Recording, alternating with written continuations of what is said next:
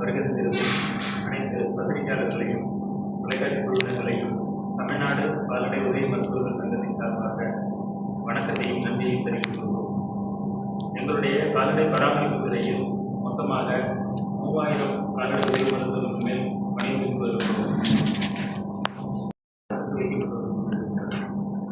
கடந்த கால வரலாற்றை பார்க்கும்போது 2006ஆம் ஆண்டு ஒரு பணிமாறுதலுக்கான பொதுக்கலந்தாய்வு நடந்துள்ளது. அதற்கு பிறகு 2012ஆம் ஆண்டு பணிமாறுதலுக்கான பொதுக்கலந்தாய்வு கால்நடை உதவி மருத்துவர்களுக்கு இந்த துறையிலே நடந்துள்ளது.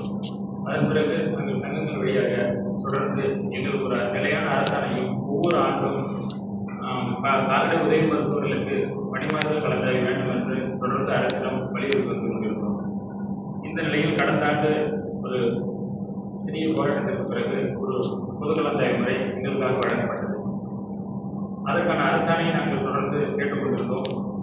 அதன் பிறகு தற்போது புதிய அரசாணைக்கு பிறகு மாண்புமிகு அமைச்சர் அவர்களை தொடர்பு கொண்டு பழைய கால வரலாற்றை அனைத்தையும் தெளிவாக எடுத்துச் சொல்லி எங்களுக்கு ஒரு பொதுக்கலந்தாய்வு விரைவில் நடத்த வேண்டும் எனவும் அதற்கான அரசாணையை வழங்க வேண்டும் எனவும் மாண்புமிகு அமைச்சர் அவர்களை நாங்கள் கேட்டுக்கொண்டிருந்தோம்.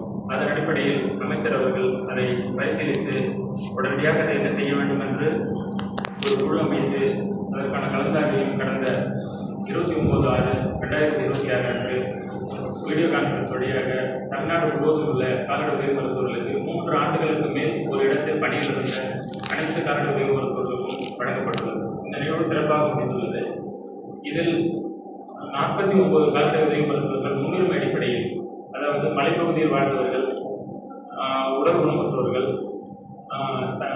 மருத்துவருடைய கணவர் அல்லது மனைவி நீண்ட நெடிய மருத்துவ சிகிச்சையிலோ அல்லது ஏதாவது பாதிப்பு இருந்தாலோ அவர்களுக்கும், அல்லது அந்த மருத்துவரை ஒரு குறிப்பிட்ட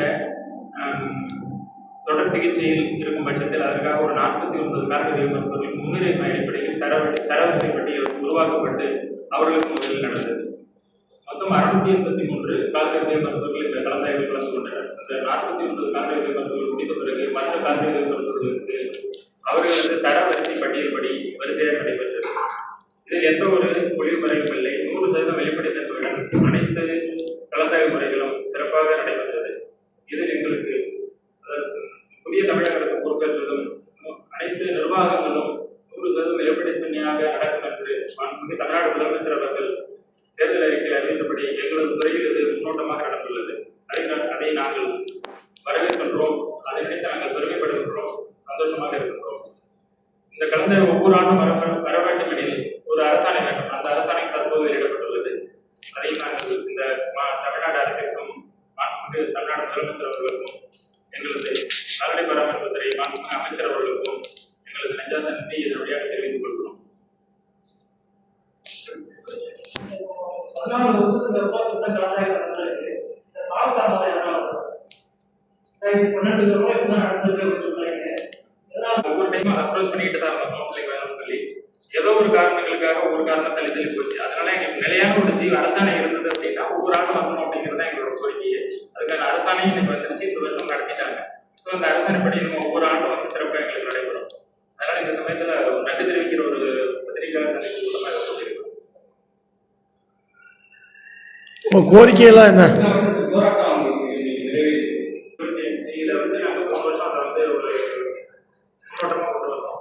இந்த வருஷம் அதில் இருந்த குறைபாடுகளை எல்லாம் நிவர்த்தி செய்து ஒரு அரசாணை, முழு அரசாணையாக இன்னைக்கு வெளியில் வந்துருச்சு. கிட்டத்தட்ட ஒரு 13 ஆண்டு கால கோரிக்கை. கலந்தாய்வு கோரிக்கை மாதிரி இன்னும் 2 கோரிக்கை, அதுவும் நாங்கள் கிட்டத்தட்ட ஒரு 40 ஆண்டு கால கோரிக்கை வந்து போயிட்டு இருக்குது. கால்நடை மருந்தகம் பணி நேர அலுவலக நேர மாற்றம். அந்த காலத்தில் வந்து கால்நடை மருந்தகம் ஆரம்பிக்கும் போது கிராமங்களில் வந்து வசதி கிடையாது. நம்ம வந்து இன்டீரியர் கிராமங்களில் ரொம்ப குக்கிராமங்களில் தான் நாங்கள் வேலை செய்கிற மாதிரி ஒரு தொழில் இது. அதனால காலையில் வந்து 8 மணி முதல் 12 மணி வரைக்கும், மாலை 3 மணி முதல் 5 மணி வரை இந்த அலுவலக நேரம் வந்து 70 ஆண்டுகளுக்கு முன்பாக கட்டமைக்கப்பட்டது. இன்று மாறி வரும் காலத்துக்கு ஏற்ப நிறைய டெக்னாலஜி மாறிடுச்சு. டிபார்ட்மெண்ட் டிஜிட்டலைசேஷன் நோக்கி போயிட்டு இருக்குது. இந்த மாதிரி நிறைய மாற்றங்கள் வந்ததன் அடிப்படையில் எங்களுக்கு இப்போ 4 விதமான ஒர்க்கு நாங்கள் பண்ணுறோம். ஒன்று வந்து அன்றாட பணி, அதாவது கால்நடை மருந்தக சிகிச்சை பணிகள், இது மட்டும். இது இல்லாமல் தடுப்பூசி பணிகள், இது இல்லாமல் விரிவாக்க பணிகள், திட்டப்பணிகள், இது 4 விதமான பணிகள் இருந்தது. இந்த 4 விதமான பணிகளுக்கு அந்த காலத்தில் வந்து கால்நடை உதவி மருத்துவர்கள் 2 விதமாக இருந்தனர்.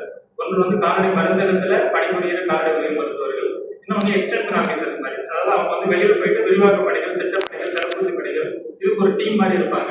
அது வந்து காலப்போக்கில் அது எல்லாமே சேர்ந்து ஒரே மாதிரி செட்டப் வந்துருச்சு. இப்போ வந்து கால்நடை மருத்துவர்களுக்கு ஒரு மருத்துவர் தான், அந்த டாக்டர்ஸ் தான் வந்து டோட்டலா அந்த 4 விதமான ஒர்க்கையும் பண்ண வேண்டியிருக்கு. இந்த 4 விதமான ஒர்க் பண்ணும்போது பணி நேரம் வந்து இருக்கிற பணி நேரம் மேட்ச் ஆகல. 2 குரூப்பா இருந்ததுனால அந்த டைம் வந்து கன்வீனியன்டா இருந்துச்சு. இப்போ அதனால நாங்க என்ன சொல்றோம் அப்படின்னா, காலையில வேக்சினேஷன் நாங்க 7 மணிக்கு வீட்டுக்கு போயிடுவோம். 7 மணிக்கு போயிட்டு வேக்சின் எல்லாம் 9:30 வரை நாங்க தடுப்பூசி பணிகள் முடிச்சுட்டு வருவோம்.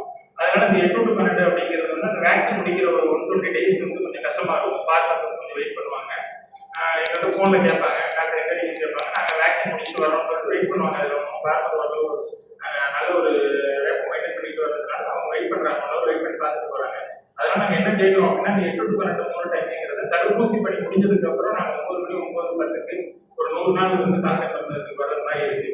அதனால மருந்துக்கு பணி நேரத்தையே ஒரு 9 மணி முதல் 1 மணி வரையும், ஒரு 2 மணி முதல் 4 மணி வரை அலுவலக நேரத்தை மாற்றி கேட்டுட்டு இருக்கிறோம். ஏற்கனவே லஞ்ச் பிரேக் 3 hours அப்படிங்கிறது எந்த துறையிலும் இல்லாத ஒரு அமைப்பு. இது அந்த காலத்துல வந்து கால்நடை மருந்துகள் வந்து குக்கிராமத்தில் நம்ம இன்டீரியரா போக வேண்டியிருந்து வசதி இல்லாத காலத்துல தொழில்நுட்பம் காரணமாகவும் அன்றைய நடைமுறை காலமாகவும் உருவாக்கப்பட்ட ஒரு பணி நேர அமைப்பு. இது நாங்கள் ஒரு கிட்டத்தட்ட ஒரு 15 ஆண்டுகளுக்கு மேலாக இந்த கோரிக்கை கேட்டுட்டு வந்துட்டு இருக்கிறோம். இப்போ மாண்புமிகு அமைச்சர் வந்து இதுக்காக வந்து ஸ்பெஷலா அவங்க பொறுப்பேற்ற பிறகு பல ஏரியாவுக்கு போயிட்டு அங்க என்ன நடக்குது அப்படின்னு வந்து பார்த்துட்டு இருக்கிறாங்க. நேற்று அவங்க அமைச்சரை சந்தித்து பேசுறோம். இந்த கோரிக்கை விரைவில் வந்து நிறைவேற்றப்படும், அதை வந்து நாங்கள் முதலமைச்சர் கவனத்துக்கு நான் கொண்டு போறோம் அப்படின்னு சொல்லியிருக்காங்க. ஒரு குழுவை அமைச்சு அப்படி பரிசோதனை அடிப்படையில் அதை எங்க என்ன நடக்குதுன்னு பார்த்துட்டு இருக்காங்க. ஸோ இதுக்கான தீர்வு வந்து விரைவில் கிடைக்கும் எங்களுக்கு ஒரு நம்பிக்கை கொடுத்துருக்காங்க. அது நாங்கள் வரும் அப்படின்னு ஒரு நம்பிக்கையோடு இருக்கிறோம். கண்டிப்பா நடக்கும் நம்புறோம். அது வந்து நிறைய தேவைப்படும். ஏன்னா அவங்க வந்து ரொம்ப தூரம் ஓட்டிட்டு வர முடியாது, மொபைல் நெட்வொர்க் இருக்காது. அதனால நம்ம வந்து ரெகுலரா வந்து ரூட் இந்த லைன்லனா இந்த டைமுக்கு இந்த வண்டி போகணும், அந்த மாதிரி 1964 ஆம்புலன்ஸ் கவர்மெண்ட்ல பண்ணிட்டு இருக்காங்க. அது வந்து எந்தெந்த ஏரியாவுக்கு தேவைங்கிறது பண்ணி அந்த மாதிரி பொறுத்தவரை எங்க டாக்டர்ஸ் வேகன்சி வந்து ஆல்மோஸ்ட் ஃபில் பண்ணிட்டாங்க. இன்னும் வந்து 3030 இடத்துல 95 பணியிடங்கள் மற்றும் காலியாக உள்ளது. அதையும் நாங்கள் வந்து தமிழ்நாடு அரசு பணியாளர் தேர்வாணையம் வழியாக நிரப்புவதற்கு கேட்டுட்டு இருக்கிறோம். அதெல்லாம் எங்களுக்கு வந்து முக்கியமா எங்களுக்கு கீழே இருக்கிற ஸ்டாஃப் வந்து கால்நடை பராமரிப்பு உதவியாளர்கள், அதாவது அட்மினிஸ்ட்ரேட்டிவ் அசிஸ்டன்ட். அவங்க தான் வந்து கிராமத்தில் வந்து மாடு கூட பிடிக்கிறது, உங்களுக்கு வந்து கால்நடைகளை வந்து ஓனர் லேடிஸ் வயசானவங்க எடுத்துட்டு வராங்கன்னா அவங்க வந்து மாட்டை பிடிச்சி தடுப்பூசி போடுறதோ ஒரு ரெஸ்டைன் பண்ணுறதோ பண்ண முடியாது. அப்போ வந்து கண்டிப்பாக அந்த வேலை வந்து ஒரு பிரதான வேலை. அதில் வந்து எங்களுக்கு வந்து 5000 கால்நடை பராமரிப்பு உதவியாளர் பணியிடங்கள் வந்து 2500 பணியிடங்கள் வேகன்சியா இருக்கு. அதில் வந்து ஒரு கடந்த ஒரு 5 ஆண்டுகளாக நீதிமன்ற வழக்கு இருந்தது, அதனால அவங்க போட முடியாம அரசு தந்துருந்தாங்க. அது வந்து முடிச்சாச்சு, அந்த வழக்கு முடிஞ்சிருச்சு. அதையும் நாங்கள் அமைச்சர் அவர்கிட்ட வந்து அமைச்சர்கிட்ட சொல்லியிருக்கோம். இந்த மாதிரி எங்களுக்கு வந்து இந்த பணியிடத்தை நிரப்பி கொடுத்து ஒரு சிறப்பாக பணியை வந்து கால்நடை வளர்ப்போர் பலனுடைய மாதிரி பண்ணி தரணும்னு சொல்லியிருக்கோம். அதுக்கான முயற்சிகளையும் அவங்க எடுத்துட்டாங்க. முதலமைச்சர் அவர்கள் காலத்துக்கு கொண்டு போயிட்டு இதையும் நாங்கள் சீக்கிரம் முடிச்சு கொடுக்கணும்னு சொல்லியிருக்காங்க. இந்த 2 கோரிக்கையுமே மாண்புமிகு அமைச்சர் அவர்கள் எங்கள்கிட்ட வந்து பண்ணி கொடுக்கணும் அப்படின்னு சொல்லி உறுதியளிச்சிருக்காங்க. முதலமைச்சர் கவனத்துக்கு கொண்டு போயிட்டு என்ன ஃபீல்டுல ரியாலிட்டி இருக்குன்னு அனலைஸ் பண்ணி அதை எவ்வளவு சீக்கிரம் பண்ணி தரோம் சொல்லியிருக்காங்க.